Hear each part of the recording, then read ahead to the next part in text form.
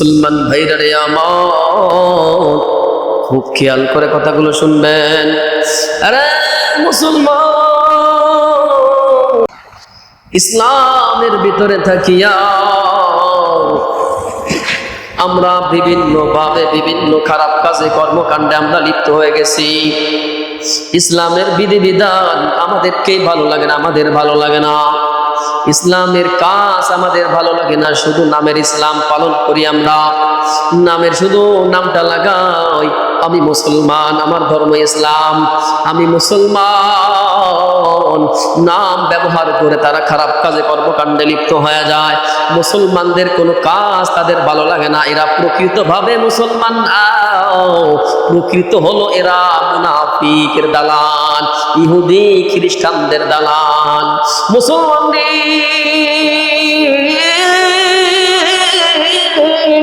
আরে ইমানদারেরা, আজকের মুসলমান আমাদের আজকে চরিত্র কোথায় চলে যাচ্ছে?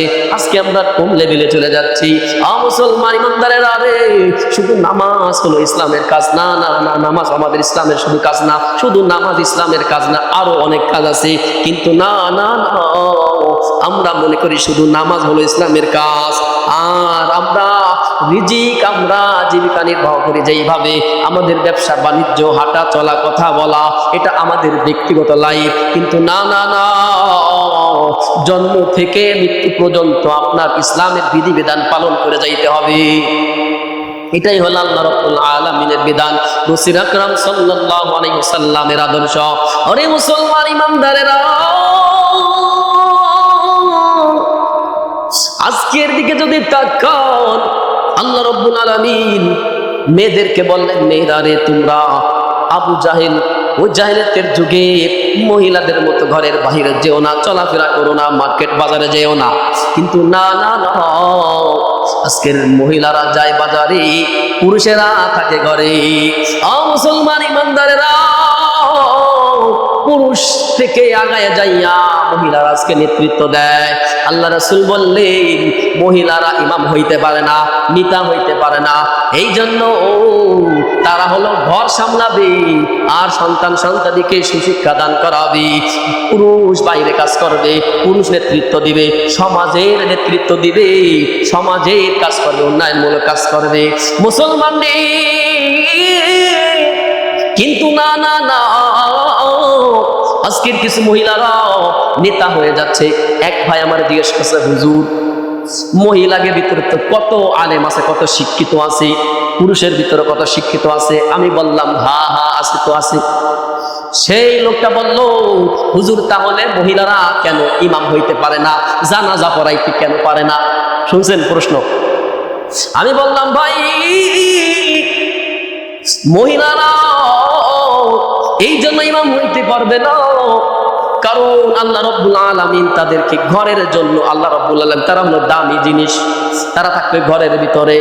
পুরুষের আগে যখন যাবে তখনই তারা ফিতনায় করে যাবে, কারণ তাদের বুদ্ধি কম, আকল কম, জ্ঞান কম। যতই তারা শিক্ষায় পুরুষের চেয়ে বেশি শিক্ষিত হোক না কেন, তাদের আকল ওরকম কম, তাদের বুদ্ধি কম। কারণ আল্লাহ রাব্বুল আলামিন এই বিধান দেয় নাই। আল্লাহ বলছেন, তোমরা জাহেলিয়াতের যুগের মতো মেয়েরা ঘরের বাইরে যেও না, কারণ ঘরের বাইরে গেলে তুমি ফিতনায় পড়ে যাবা। তোমার ওই সুহারার সৌন্দর্যে পড়িয়া তোমাকে চরিত্র নষ্ট করার জন্য যুবক উঠে পড়ে লেগে যাবে। মুসলমানদের এই জন্য আল্লাহ রাব্বুল আলামিন আদম আলাইহিস সালামকে এই জন্য আগে সৃষ্টি করেছেন, মা হাওয়া আলাইহিস সালামকে পরে সৃষ্টি করেছেন। ও মুসলমান ইমানদারেরা, যতই তারা বেশি শিক্ষিত হোক, তারা ইমাম হইতে পারবে না, নেতৃত্ব দিতে পারবে না। এই জন্যই তাদেরকে ইমাম হওয়া নিষেধ, হারাম করে দিয়েছেন আল্লাহ রাব্বুল আলামিন। আল্লাহ রাসূল সাল্লাল্লাহু আলাইহি ওয়াসাল্লাম বলেছেন, এই জন্য তার আগায় যাইয়া ইমাম হইতে পারবে না, পুরুষের থেকে আগায় যাইতে পারবে না, পুরুষকে নেতৃত্ব সে দিতে পারে না। পুরুষ নেতৃত্ব দিতে পারে, পুরুষ দায়িত্ব নেয়, পরিবারের, পরিজনের, ফ্যামিলির দায়িত্ব নেয় পুরুষ।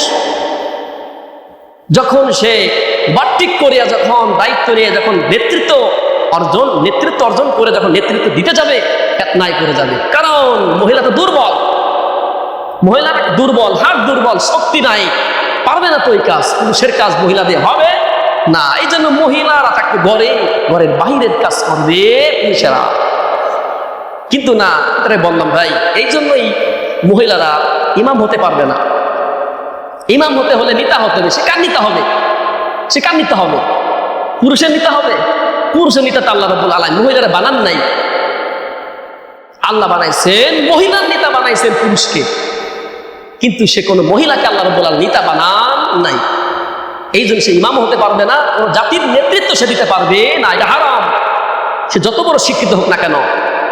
মুসলমান ইমানদারেরা, আমাদের সমাজে এরকম অনেক নেত্রী আছে, নেতৃত্ব দেয়, ইসলাম নিয়ে কথা বলে। কিছুদিন আগে, কয়েক বছর আগে ছিল ডক্টর মমতাজ, মৌলানা মমতাজ, মুফতি মমতাজ, যাই করেন সব জ্ঞান আছে ওর ভিতরে। ওর ভিতরে সব জ্ঞান আছে নাকি? ও ফতোয়া দিত, হাদিস বলতো, গানে গানে হাদিস বলে, গানে গানে আয়াত বলতো। আয়াত তো পড়তে পারতো না, ভাওতাবাজি করতো, শয়তানি করতো, ফাজলামি করতো, কোরআনকে নিয়ে আউযুবিল্লাহ, হাদিসকে নিয়ে ফাজলামি করতো।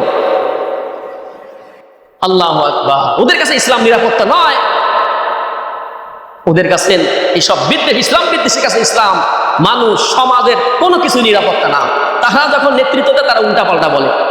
এক মহিলা শান্তা ফারজানা নামে এক নেত্রী, নাম দিয়ে দিচ্ছি, নাম বলে দিচ্ছি, এদের থেকে সাবধান। আগেই বলেছি নারী নেতৃত্ব হারাম, হারাম, হারাম, নারী নেতৃত্ব হারাম। যখন নারী নেতৃত্ব দেবে তখন পুরুষের অবস্থা টাইট হবে, ঘরের অবস্থা টাইট হয়ে যাবে, পুরুষকে মানবে না। আল্লাহ রাসূল বলছেন, যদি আদেশ থাকতো আমি নারীদেরকে বলতাম নারীরা যেন তার স্বামীর পায়ে সাজদা দেয়। সাজদা দেওয়া যদি দ্বিতীয় ব্যক্তি থাকতো, দ্বিতীয় ব্যক্তিকে সাজদা দেওয়া যদি অনুমতি থাকতো, আমি বলতাম নারীরা যেন তার পায়ে, তার স্বামীর পায়ে সাজদা দেয়। এবার বোঝেন স্বামীকে কতটা রেসপেক্ট, সম্মান করতে বলছেন আল্লাহ রাসূল সাল্লাল্লাহু আলাইহি ওয়াসাল্লাম এবং আল্লাহ রাব্বুল আলামিন। সেখানে যাইয়া তিনি নারী পুরুষের নেতৃত্ব দেয়। শয়তান, এলো শয়তানের দালাল, এরা হলো শয়তানের চালাচমন্ডা। তিনি বলতেছেন ওয়াজের নামে চাঁদাবাজি বন্ধ করেন। নাউযুবিল্লাহ, ওয়াজের নামে নাকি চাঁদাবাজি করে। আল্লাহু আকবার। তোমরা কি করো বসে বসে, সংসারে বসে বসে তোমরা কি করো? ধর্ষণ কিভাবে হয় এটা শিক্ষা দাও। ইংরেজরা কিভাবে পড়ালেখা করে, কিভাবে মেলামেশা করে, ফিজিক্যাল সম্পর্ক যেভাবে যায় ওইভাবে শিক্ষা দিচ্ছ। এই যুবককে, জাতিকে তোমরা ধ্বংসের দিকে ঠেলে নিয়ে যাচ্ছ, আর হুজুরেরা কথা বললেই চাঁদাবাজি করে। আজকের মুসলমান আমরা আমাদের বিবেকটা উঠাইয়ে দাঁড়াইছে। দেখেন, আমরা তাকে সমর্থন করি, আমরা মুসলমান দাবি করি, কেউ একজন নাই যে প্রতিবাদ করবে। ওয়াজের নামে নাকি চাঁদাবাজি করে, চাঁদাবাজের সাথে ওয়াজকে মিলাই ফেলাইছে। আল্লাহু আকবার। এই সব তাসলিমা নাসরিনের উত্তরসূরি বাংলার জমিনে এখনো ম্যাক্সিমাম ঘরে ঘরে জন্ম নিচ্ছে। সাবধান, পেটটা যখন হবে তাসলিমা নাসরিনের, তখন ওই পেট দিয়ে কখনো ফাতেমা বাইর হবে না। পেট যখন হবে একজন হিন্দির মতো, হিন্দার মতো, যখন একজন খারাপ পতিতার পেট হবে, ওই পেট দিয়ে কখনো ভালো একজন আলেম বাইর হবে না, ভালো একজন সুশিক্ষিত একজন সন্তান জন্ম হবে না। পেট হইতে হবে পবিত্র, শরীরটা হতে হবে পবিত্র, তাহলে একটা সন্তান হবে সুশিক্ষিত, জাতির জন্য সে নিয়ামত হবে, জাতির জন্য রহমত হবে। এই সব শান্তা ফারজানার পেট থেকে বাইর হবে সব দালাল, সব দালাল, ইহুদি, খ্রিস্টান, তাদের পেট থেকে হবে, তাদের পেট থেকে জন্ম নেবে চাঁদাবাজ, ধর্ষণকারী। এই জন্য সন্তানাস ওদের পেট থেকে বাইর হবে। ওদের পেট থেকে যে কতজনের সন্তান, ওই সন্তানটা যে কতজনের শুক্রাণু দিয়ে হয় আল্লাহই ভালো জানে। কারণ ওরা তো নিজেকেই বলছে যে আমার পেট, যা খুশি তার বাচ্চা আমি নিতে পারি, যাকে খুশি তাকে আমি স্বামী রূপে গ্রহণ করতে পারি। নাউযুবিল্লাহ। ওদের পেট থেকে যে সন্তান, যে সুসন্তান হবে, এটা তো কখনোই আশা করা যায় না। ওদের পেট থেকে তো যারও সন্তানই বাইর হবে, আর ওদের পেট থেকে যারা হওয়া হয় ওরাই আবার দেখে যে সন্তানের হাতে মা খুন, বাবা খুন, ধর্ষণ, রাহাজারি, চুরি, বাটপারি, চাঁদাবাজ সব ওরাই করে। আবার ওরাই বলে যে আমরা নাকি হুজুরেরা ওয়াজের নামে চাঁদাবাজি করি। জাতিকে বুঝার তৌফিক দান করো, জাতিকে সঠিক পথে আসার তৌফিক দান করো। আমিন।